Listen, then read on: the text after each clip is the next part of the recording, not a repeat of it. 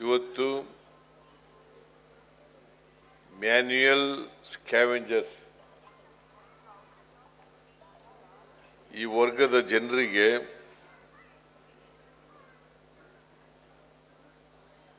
ಕರ್ನಾಟಕ ರಾಜ್ಯ ಸಫಾಯಿ ಕರ್ಮಚಾರಿ ಅಭಿವೃದ್ಧಿ ನಿಗಮ ಮತ್ತು ಆಯೋಗದ ವತಿಯಿಂದ ಸುಮಾರು 4,000 ಜನರಿಗೆ ಪ್ರತಿಯೊಬ್ಬರಿಗೆ 40,000 ರೂಪಾಯಿನಂತೆ ಸಹಾಯಧನವನ್ನು ವಿತರಣೆ ಮಾಡಲಾಗಿದೆ. 4,000 ಜನ. ಅದರ ಜೊತೆಗೆ ಶಾಲಾ ಕಾಲೇಜುಗಳಲ್ಲಿ ಓದ್ತಕ್ಕಂಥ ಮಕ್ಕಳಿಗೆ ಲ್ಯಾಪ್ಟಾಪ್ ಅನ್ನು ಕೂಡ ಕೊಡ್ತಕ್ಕಂಥದ್ದನ್ನು ಮಾಡಿದ್ದೀವಿ.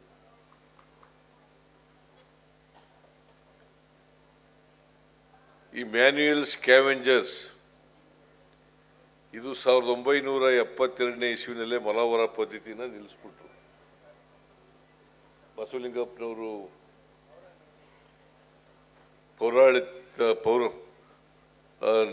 ನಗರಾಭಿವೃದ್ಧಿ ಸಚಿವರಾಗಿದ್ದಾಗ ಇದನ್ನು ನಿಲ್ಲಿಸಿದ್ರು. ಅದಾದಮೇಲೆ 1993ರಲ್ಲಿ ಆಕ್ಟ್ ಮಾಡಿ ಕಾನೂನು ಮಾಡಿ ಸಫಾಯಿ ಮ್ಯಾನ್ಯುಯಲ್ ಸ್ಕ್ಯಾವೆಂಜರ್ಸ್ ಇರಬಾರ್ದು ಅಂತೇಳಿ ನಿಷೇಧ ಮಾಡ್ತಕ್ಕಂಥ ಕಾನೂನು. ಅದೇ ಹಬ್ಬ ನಿಷೇಧ ಅಂದರೆ ಕನ್ನಡದಲ್ಲಿ ಹೇಳಿದೆ ನಾನು, ನೀನು ಇಂಗ್ಲೀಷ್ನಲ್ಲಿ ಹೇಳಿದ್ರೆ ನಾವು ಏನು ಮಾಡೋಣ? ನಿಷೇಧ ಮಾಡಿದ್ರು. ಆದರೂ ಇನ್ನೂ ಕೂಡ ಕೆಲವರು ಮ್ಯಾನ್ಯುಯಲ್ ಸ್ಕ್ಯಾವೆಂಜರ್ ಕೆಲಸ ಮಾಡ್ತಕ್ಕಂಥವ್ರನ್ನ ನಾವು ಅಲ್ಲಿ ಇಲ್ಲಿ ನೋಡಲಿಕ್ಕೆ ಸಾಧ್ಯ ಆಗ್ತದೆ. ನಾನು ಈ ಸಂದರ್ಭದಲ್ಲಿ ಬಹಳ ಸ್ಪಷ್ಟವಾಗಿ ಹೇಳಕ್ಕೆ ಬಯಸ್ತೇನೆ, ಇನ್ನು ಮುಂದೆ ಯಾರು ಕೂಡ ಮ್ಯಾನ್ಯುಯಲ್ ಸ್ಕ್ಯಾವೆಂಜರ್ಸ್ ಇರಕೂಡ್ದು. ಅದನ್ನ ರದ್ದು ಮಾಡಿದ್ದಾರೆ. ಯಾರು ಕೂಡ ಅದರ ಕೈಲಿ ಮ್ಯಾನ್ಯುಯಲ್ ಸ್ಕ್ಯಾವೆಂಜರ್ಸ್ ಕೆಲಸವನ್ನು ಮಾಡಿಸಕೂಡದು. ಮಾಡಿದ್ರೆ ಅದು ಒಂದು ಅಪರಾಧ. ಕಾನೂನು ರೀತಿಯ ಅವ್ರ ಮೇಲೆ ಅಂಥವ್ರ ಮೇಲೆ ಕ್ರಮ ತಗೊಳ್ಬೇಕಾಗ್ತದೆ. ಇದನ್ನು ಬಹಳ ಸ್ಪಷ್ಟವಾಗಿ ಹೇಳಲಿಕ್ಕೆ ಬಯಸ್ತಾ ಇದ್ದೀನಿ. ಈ ಸಫಾಯಿ ಕರ್ಮಚಾರಿ ಅಭಿವೃದ್ಧಿ ನಿಗಮ 2016ರಲ್ಲಿ ನಾನೇ ಮಾಡಿಸಿದ್ದು ಇದನ್ನ. ಯಾಕಂತಂದ್ರೆ ಸಫಾಯಿ ಕರ್ಮಚಾರಿಗಳಿಗೆ ಆರ್ಥಿಕವಾಗಿ ಶಕ್ತಿ ಕೊಡಬೇಕು ಅನ್ನೋ ಕಾರಣಕ್ಕೋಸ್ಕರವಾಗಿ ಈ ನಿಗಮವನ್ನು ಪ್ರಾರಂಭ ಮಾಡಿದ್ರು. ಅದಕ್ಕೆ ಮಾಡಲಿಕ್ಕೆ ಕಾರಣ ನಮ್ಮ ಮೈಸೂರಿನ ನಾರಾಯಣ ಭಾಳ ಕಾರಣ ಅಂತಕ್ಕಂಥದ್ದನ್ನು ಹೇಳಲಿಕ್ಕೆ. ನೀನೇ ಮೊದಲನೇ ಅಧ್ಯಕ್ಷ ಆಗಿದ್ದಲ್ಲ ಆಯೋಗ, ಇವ ಸಫಾಯಿ ಕರ್ಮಚಾರಿಗಳ ಆಯೋಗ, ಅದರ ಅಧ್ಯಕ್ಷನಾಗಿದ್ದ ಇವನು ಮೊದಲಿನಿಂದಲೂ ಕೂಡ ನನಗೆ ಒತ್ತಾಯ ಮಾಡುತ್ತಲೇ ಇದ್ದ.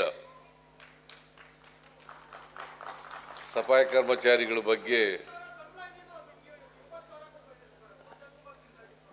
ಮಾಡಬೇಕು ಅಂತೇಳಿ, ಅವ್ರಿಗೆ ಸಹಾಯ ಮಾಡಬೇಕು ಅಂತೇಳಿ ಅವ್ರ ಪರವಾಗಿ ಯಾವಾಗಲೂ ಕೂಡ ಹೋರಾಟ ಮಾಡೋನು. ಹಿಂದೆ IPD ಸಾಲಪ್ಪನವರು ಕೂಡ ಮಂತ್ರಿಯಾಗಿದ್ದಾಗ ಅವ್ರ ಪರವಾಗಿ ಹೋರಾಟವನ್ನು ಮಾಡಿದ್ರು.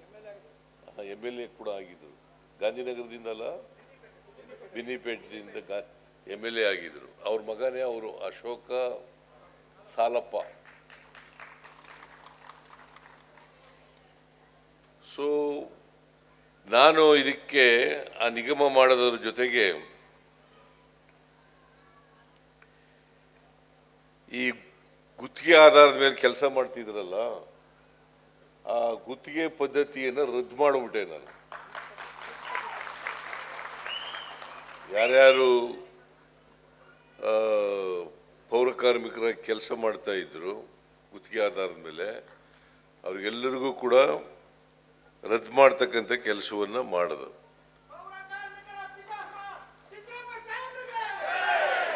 ಆಮೇಲೆ ಇವರಿಗೆ 7,000 ರೂಪಾಯಿ ಮಾತ್ರ ಅಷ್ಟೇ ಸಂಬಳ ಕೊಡ್ತಿದ್ದದು. ಕಾರ್ಪೊರೇಷನ್ ಇರ್ಬೋದು, ಮುನ್ಸಿಪಾಲ್ಟಿಗಳಿರ್ಬೋದು, ಬೇರೆ ಪೌರಾಡಳಿತ ಇಲಾಖೆಗಳಿರ್ಬೋದು, ಆ ಎಲ್ಲ ಕಡೆ 7,000 ಕೊಡ್ತಾ ಇದ್ರು. ನಾನು 7,000ದಿಂದ 17,000 ರೂಪಾಯಿ ಸಂಬಳ ಬರೋ ರೀತಿಯಲ್ಲಿ ಮಾಡಿಕೊಟ್ಟೆ. ಮಾಡೋದನ್ನೇ ಇಲ್ಲ. 17,000 ರೂಪಾಯಿ ಇವ್ರಿಗೆ ಮಿನಿಮಮ್ ವೇಜಸ್ ಆಕ್ಟ್ ಕೂಡ ಜಾರಿ ಆಗಿರಲಿಲ್ಲ. ಆ ಮಿನಿಮಮ್ ವೇಜಸ್ ಆಕ್ಟನ್ನು ಜಾರಿ ಮಾಡಿ ಪ್ರತಿಯೊಬ್ಬರಿಗೂ ಈಗ 17,000 ರೂಪಾಯಿ ಸಂಬಳ ಬರ್ತಕ್ಕಂಥ ರೀತಿಯಲ್ಲಿ ಮಾಡಬೇಕು. ಅವ್ರನ್ನೆಲ್ಲ ಕಾಯಂ ಮಾಡಬೇಕು ಅಂತಕ್ಕಂಥ ಒತ್ತಾಯ ಇದೆ. ನನಗೆ ಅನೇಕ ಸಾರಿ ನಾರಾಯಣ ಕೂಡ ಮಾತಾಡಿದ್ದಾರೆ, ಬೇರೆಯವರು ಕೂಡ ಮಾತನಾಡಿದ್ದಾರೆ. ಇದರ ಸಂಘಟನೆಗಳು, ಪೌರ ಕಾರ್ಮಿಕರ ಸಂಘಟನೆಗಳು ಬೆಂಗಳೂರಿನಲ್ಲಿ ಅದಕ್ಕೋಸ್ಕರ ಕಾಯಂ ಮಾಡಿ ಅಂತ ಚಳುವಳಿಗಳು, ಪ್ರತಿಭಟನೆಗಳೆಲ್ಲ ನಡೆದಿದ್ದು. ನಾನು ಹೋಗಿದ್ದೆ, ಆಗ ಅಲ್ಲಿ ಬೆಂಗಳೂರಿನಲ್ಲಿ ಪ್ರತಿಭಟನೆ ನಡೆದಂಥ ಸಂದರ್ಭದಲ್ಲಿ ಹೋಗಿದ್ದೆ. ನಾನು ಅದನ್ನು ನಮ್ಮ ಸರ್ಕಾರ ಬಂದ ಮೇಲೆ ಅದನ್ನು ಪರಿಗಣಿಸ್ತೀವಿ ಅಂತಕ್ಕಂಥ ಮಾತುಗಳನ್ನು ಹೇಳಿದ್ದು. ಅದರಿಂದ ಪರ್ಮನೆಂಟ್ ಆಗಲೇಬೇಕು. ಯಾಕಂದರೆ ಪೌರ ಕಾರ್ಮಿಕರು ಕೂಡ ಮರ್ಯಾದೆಯಿಂದ, ಗೌರವದಿಂದ ಬಾಳನ್ನು ನಡೆಸ್ತಕ್ಕಂಥ ಪರಿಸ್ಥಿತಿ ಇರಬೇಕು. ನಾನು ನಿಮಗೆ ಸ್ಪಷ್ಟವಾಗಿ ಹೇಳಲಿಕ್ಕೆ ಬಯಸ್ತೇನೆ, ನಿಮ್ಮ ಮಕ್ಕಳೆಲ್ಲ ವಿದ್ಯಾವಂತರನ್ನಾಗಿ ಮಾಡಬೇಕು. ವಿದ್ಯಾವಂತರಾದರೆ ಅವ್ರು ಯಾರು ಕೂಡ ಸಫಾಯಿ ಕರ್ಮಚಾರಿ ಕೆಲಸಕ್ಕೆ ಬರಲ್ಲ. ಅವರು ಬೇರೆ ಕೆಲಸಕ್ಕೆ ಹೋಗ್ಬೇಕು. ನಿಮ್ಮ ಮಕ್ಕಳು ಕೂಡ ಡಾಕ್ಟರ್ಗಳಾಗಬೇಕು, ಇಂಜಿನಿಯರ್ಗಳಾಗಬೇಕು, ಪ್ರೊಫೆಸರ್ಗಳಾಗಬೇಕು, ಸೈಂಟಿಸ್ಟ್ಗಳಾಗಬೇಕು, ಲಾಯರ್ಗಳಾಗಬೇಕು. ಆಗಬೇಕಾ ಬೇಡ? ಏನು ಬರೀ ಮೇಲ್ಗಡೆಯವರೇ ಆಗಬೇಕಾ? ಕೆಳಗಡೆಯವರು ಕೂಡ ಆಗಬೇಕು. ಕೆಳಗಡೆಯವರಿಗೆ ಬುದ್ಧಿ ಇಲ್ಲ ಅಂತಲ್ಲ, ಅವಕಾಶಗಳಿಲ್ಲ ಅಷ್ಟೇ. ಅವಕಾಶ ಸಿಕ್ಕಿದ್ರೆ ಎಲ್ಲರೂ ಕೂಡ ಬುದ್ಧಿವಂತರಾಗಲಿಕ್ಕೆ ಸಾಧ್ಯ ಆಗ್ತದೆ.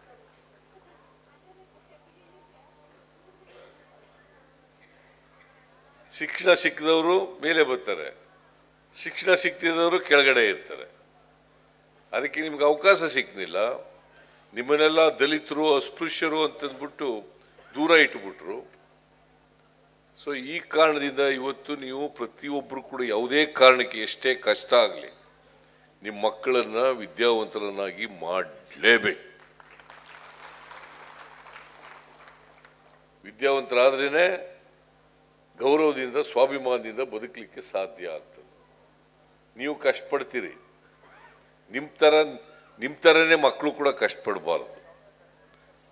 ಅವರೆಲ್ಲರೂ ಕೂಡ ವಿದ್ಯಾವಂತರಾಗಿ, ಜವಾಬ್ದಾರಿ ಇರ್ತಕ್ಕಂಥ ನಾಗರಿಕರಾಗಿ ಉನ್ನತ ಸ್ಥಾನಗಳಿಗೆ ಹೋಗ್ತಕ್ಕಂಥ ಕೆಲಸವನ್ನು ಮಾಡಬೇಕು. ಈಗ ನಾರಾಯಣ ನಮ್ಮ ಮೈಸೂರಿನವನು. ಮೈಸೂರಿನಲ್ಲಿ ನಾನು ಮೇಯರ್ ಮಾಡೋವರೆಗೆ ಮೇಯರ್ ಆಗಿರಲಿಲ್ಲ.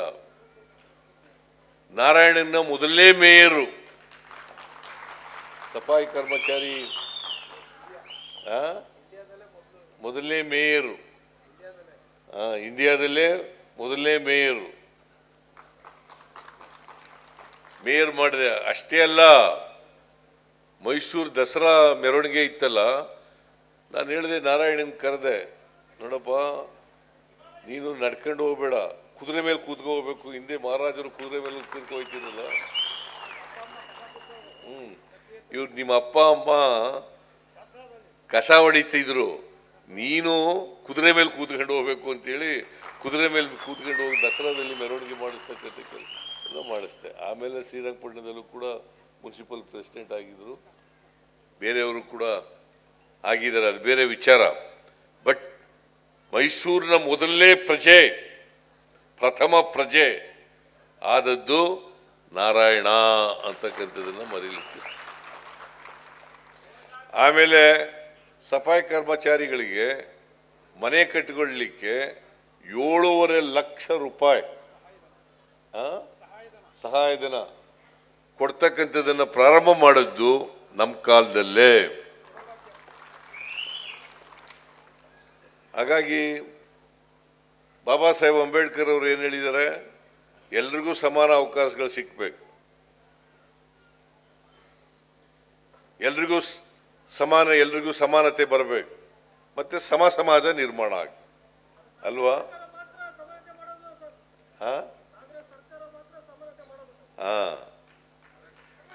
ಏನೇ ಆಗಲಿ, ನಾನು ಮುಖ್ಯಮಂತ್ರಿ ಆಗಿರುವಾಗ ನಾರಾಯಣ ಒತ್ತಾಯ ಮಾಡಿ ಎಲ್ಲ ಬಗೆಹರಿದ್ಬಿಟ್ಟಿದ್ದಾವೆ ನಿಮ್ಮ ಸಮಸ್ಯೆಗಳು ಅಂತ ಹೇಳಲ್ಲ, ಕೆಲವು ಸಮಸ್ಯೆಗಳನ್ನು ಬಗೆಹರಿಸಲಿಕ್ಕೆ ನಾರಾಯಣ ಒತ್ತಾಯ ಮಾಡೋದ್ರಿಂದ ಅವುಗಳನ್ನು ಮಾಡ್ತಕ್ಕ ಕೂತ್ಗಳಪ್ಪ ತಮ್ಮ,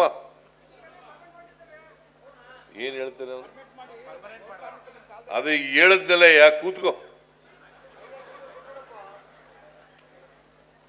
ನಾವೇ ಮಾಡೋರ್ನೇ ಕೇಳೋದು, ಮಾಡದೆ ಹೋದ್ರೆ ಯಾರನ್ನೂ ಕೇಳೋದಿಲ್ಲ ನೀವು. ಅದೇ ಬಂದಿರೋದು ತಾಪತ್ರಯ. ಬಾಬಾ ಸಾಹೇಬ್ ಅಂಬೇಡ್ಕರ್ ಏನು ಹೇಳಿದ್ರು, ವಿದ್ಯಾವಂತರಾಗಬೇಕು, ವಿದ್ಯೆ ಕಲಿಬೇಕು, ಸಂಘಟಿತರಾಗಬೇಕು, ಹೋರಾಟ ಮಾಡಬೇಕು ಅಲ್ವಾ? ವಿದ್ಯಾವಂತರಾಗಬೇಕು, ಸಂಘಟಿತರಾಗಬೇಕು, ಹೋರಾಟ ಮಾಡಬೇಕು. ಆಗ್ತಾನೆ ನಿಮ್ಗೆ ನಿಮ್ಮ ಹಕ್ಕುಗಳನ್ನು ರಕ್ಷಣೆ ಮಾಡ್ಕೊಳ್ಳಿಕ್ಕೆ ಸಾಧ್ಯ ಆಗೋದು. ಈಗ ಹೋರಾಟ ಮಾಡದೇವರು ಯಾರು ಕೊಡೋದಿಲ್ಲ ನಿಮಗೆ. ಬಾಬಾ ಸಾಹೇಬ್ ಅಂಬೇಡ್ಕರ್ ಹೋರಾಟ ಮಾಡದೆ ಹೋಗಿದ್ರೆ, ಅವರು ಇಂಥ ಕಾನ್ಸ್ಟಿಟ್ಯೂಷನ್ ಕೊಡದೆ ಹೋಗಿದ್ರೆ ಈ ದೇಶಕ್ಕೆ, ನಾವೆಲ್ಲರೂ ಕೂಡ ಇವತ್ತು ನಾನು ಮುಖ್ಯಮಂತ್ರಿ ಆಗ್ಲಿಕ್ಕೆ ಸಾಧ್ಯನೇ ಆಯ್ತಿರ್ಲಿಲ್ಲ. ಅದಕ್ಕೆ ಕಾನ್ಸ್ಟಿಟ್ಯೂಷನ್ ನೀವು ಎಚ್ಚರಿಕೆಯಿಂದ ಇರಬೇಕು. ಯಾರು ಕಾನ್ಸ್ಟಿಟ್ಯೂಷನ್ ಬಗ್ಗೆ ಅಪಸ್ವರಗಳನ್ನು ತೆಗಿತಾರೆ, ಕಾನ್ಸ್ಟಿಟ್ಯೂಷನ್ ಬದಲಾವಣೆ ಮಾಡ್ತೀವಿ ಅನ್ನೋದು, ಅಂಥವ್ರ ಬಗ್ಗೆ ಎಚ್ಚರಿಕೆಯಾಗಿರ್ಬೇಕು. ಯಾವುದೇ ಕಾರಣಕ್ಕೆ ಬಾಬಾ ಸಾಹೇಬ್ ಅಂಬೇಡ್ಕರ್ ಅವರು ಕೊಟ್ಟಿರ್ತಕ್ಕಂಥ ಸಂವಿಧಾನದ ಬದಲಾವಣೆ ಆಗಬಾರದು, ದುರ್ಬಲಗೊಳಿಸಬಾರದು, ಸಂವಿಧಾನವನ್ನು ರಕ್ಷಣೆ ಮಾಡಬೇಕು. ಅದಕ್ಕೆ ನಾವೆಲ್ಲರೂ ಕೂಡ ಟೊಂಕ ಕಟ್ಟಿ ನಿಲ್ಲಬೇಕು. ಗೊತ್ತಾಯ್ತಾ? ಯಾರು ಸಂವಿಧಾನದ ಪರ ಇದ್ದಾರೆ ಅವ್ರ ಪರವಾಗಿರ್ಬೇಕು. ನೀವು ಯಾರ ಪರ ಇರ್ತೀರಿ? ಸಂವಿಧಾನಕ್ಕೆ ವಿರುದ್ಧವಾಗಿರೋರ ಪರವಾಗಿ. ಯಾರು ಸಂವಿಧಾನ ವಿರೋಧಿಗಳಿದ್ದಾರೆ ಅವ್ರು ನಮ್ಮೆಲ್ರಿಗೂ ವಿರೋಧಿಗಳು ಅಲ್ವಾ? ಸಂವಿಧಾನಕ್ಕೆ ವಿರುದ್ಧವಾಗಿರೋರೆಲ್ಲರೂ ನಮ್ಮ ವಿರೋಧಿಗಳು. ಅವ್ರ ಜೊತೆ ಯಾವ ಕಾರಣಕ್ಕೂ ಹೋಗ್ಬಾರ್ದು, ಹುಷಾರಾಗಿರಿ. ಗೊತ್ತಾಯ್ತಾ? ಸೊ ಇದನ್ನ ಜ್ಞಾಪಕ ಇಟ್ಕೊಳ್ಳಿ. ಜಗಜೀವನ್ ರಾಮ್ ಅವರು ಈ ದೇಶದ ಮಹಾನ್ ನಾಯಕರು. ಅವರು ಕೂಡ ಅವ್ರು ಇಲ್ಲೇ ಹೋಗಿದ್ರೆ ಹಸಿರು ಕ್ರಾಂತಿ ಆಯ್ತಿದೆ ಈ ದೇಶದಲ್ಲಿ. ಆಹಾರದ ಸ್ವಾವಲಂಬನೆ ಆಗ್ತಿತ್ತ? ಅನ್ನಭಾಗ್ಯ ಇರ್ತಿತ್ತ? ಇವತ್ತು ಅನ್ನಭಾಗ್ಯ ಮಾಡಿದವ್ರು ಯಾರು?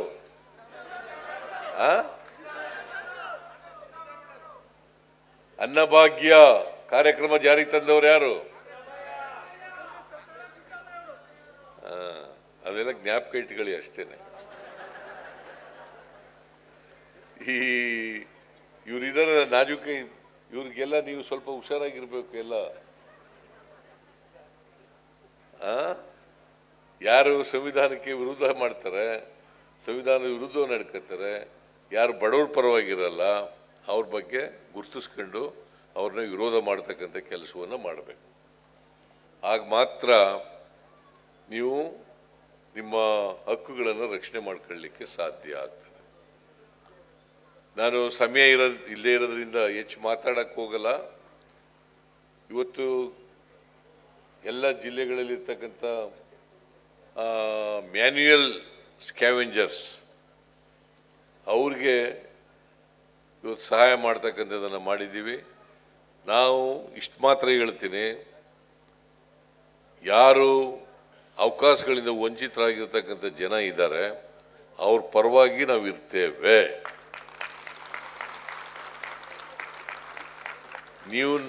ನಾವು ನಿಮ್ಮ ಜೊತೆಯಲ್ಲಿ, ನೀವು ನಮ್ಮ ಜೊತೆಯಲ್ಲಿ ಅಷ್ಟೇ. ಆಗ್ಬೋದಾ? ಆಗ್ಬೋದೇನ್ರಿ? ಎಲ್ರಿಗೂ ನಮಸ್ಕಾರ.